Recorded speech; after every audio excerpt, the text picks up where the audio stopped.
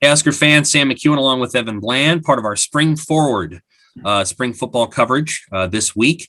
We are talking about 5 position battles within the Nebraska football program as they start spring camp here at the end of next week, the beginning of the following week. So it's going to be sometime at the end of March.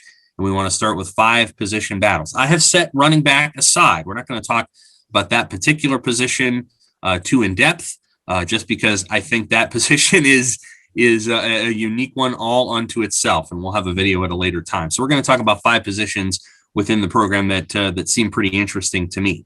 One of them is the cornerback next to Cam Taylor-Britt. So Cam Taylor-Britt obviously is going to be the guy that starts on one side of the field, probably to the field side sometimes, and then you've got a battle for that other spot between Quentin Newsome, Nadab Joseph, and Braxton Clark. The one thing about Braxton Clark is he, missed last season with a shoulder injury, and he is now coming back to compete in spring camp with Newsome and Joseph. Yeah, and I think whoever steps into that role is in a great spot when you consider how veteran that defense is anyway. You can learn next to Cam Taylor-Britt, 2 returning starting safeties, and Deontay Williams and Markel Dismuke. Those are 3 players that are going to have the luxury of competing coming into this thing with some depth. They're not going to be relied upon as the guys necessarily, but Nebraska has some strong options there. Yeah, Newsome played a little bit last year, about a drive per game, maybe 2 drives per game. But the year before, Clark was that guy, and he's long. He's very long, 6'4". Reminds you of maybe a Stanley Jean-Baptiste from a couple of years ago, and we'll see how Clark is health-wise. Joseph was a high-level junior college recruit. All right, the next one is interior offensive line.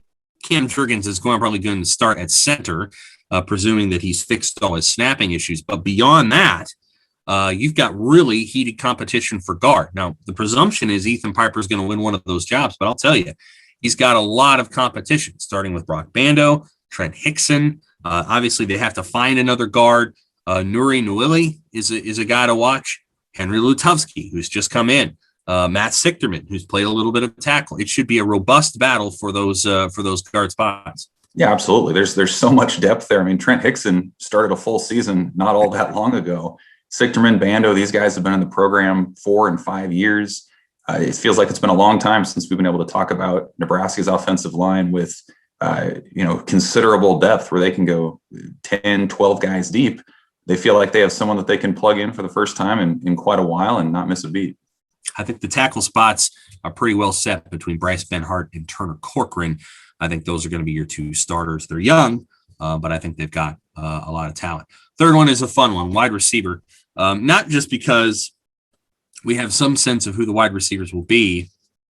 I think we kind of do, but we just don't know how they're going to slot, right? So you've got a guy like Samari Toure, who is the signee from Montana, the FCS All-American in 2019. You've got Xavier Betts, who had a pretty good start to his career last year with, I think, 12, 13 catches. You've got Levi Falk, who is returning as the South Dakota transfer who played a little bit last year. You have Wyatt Lever. You have Oliver Martin. You have Omar Manning, who didn't really play last season because he wasn't healthy. So it's a robust group of players. I'm not sure that I can say right at this moment who those top 5 guys will be. I just know that there's going to be a lot of competition. Well, yeah, and we saw as the year went on last year, the coaches started to value guys who knew the plays, could block, knew what the scheme was over the raw talent. So I think that's going to be really interesting as guys who are physically gifted, like the Xavier Betts, Omar Mannings, Alante Browns of the world. How much have they soaked in the scheme to where they're going to be able to string together drives at a time? And if they do, then this is a position that could take a major jump. Yeah, I think Alante Brown is a guy that's going to get a long look at where Wan'Dale Robinson was before Robinson left.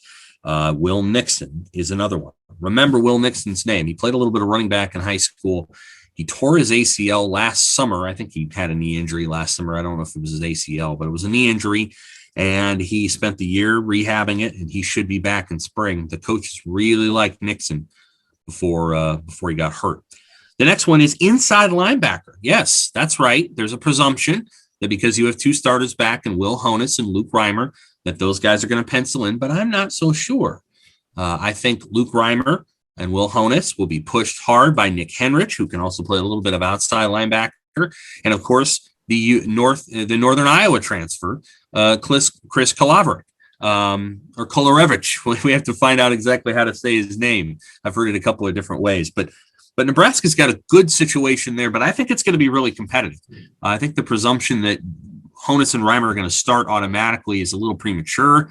Reimer has been banged up a little bit, and Henrich, he played pretty well toward the end of last season at Rutgers when Reimer wasn't available. And ultimately, who starts may not be all that relevant anyway, because as Nebraska has shown, they like to rotate 3 guys pretty consistently there. They have 4.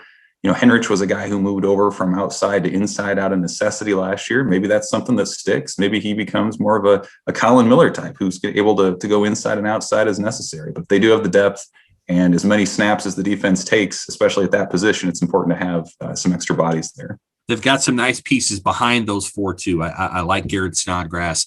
I like Simon Oddie. Edevamaga Clements, we'll have to see if he's a safety. Is he an inside linebacker? And then Randolph Kapai, who's probably outside linebacker, but we'll find out. The reason we're gonna focus on outside linebackers at the end of the day, Nebraska doesn't play that many of them. I mean, they play JoJo Doman a lot. We know he's going to play. He's probably the most important cog on that defense. And then Garrett Nelson plays and Caleb Tanner plays. That's kind of the group that plays for Nebraska. And then if you count Feldarius Payne as an outside linebacker, he's the 4th guy. So I just don't know how many guys are going to play at that position next year. They tend to lean a little bit more on their secondary and maybe on their defensive linemen. So, I guess we'll find out. The last one is punter and kickoff duties. These are 2 different roles. It may be the same person who takes them, but boy, does Nebraska need help there. It's a place kicker gets a lot of visibility and whatever you want to call it, run within this program, just because of the misses that they had a couple of years ago when they used 6 of them. But punter and kickoff specialist, to me, are the more important groups, and they've got to get better at both. Connor Culp was the kickoff guy last year. That didn't go very well. And William Pristup was the punter last year, and Nebraska was 111th in net punting.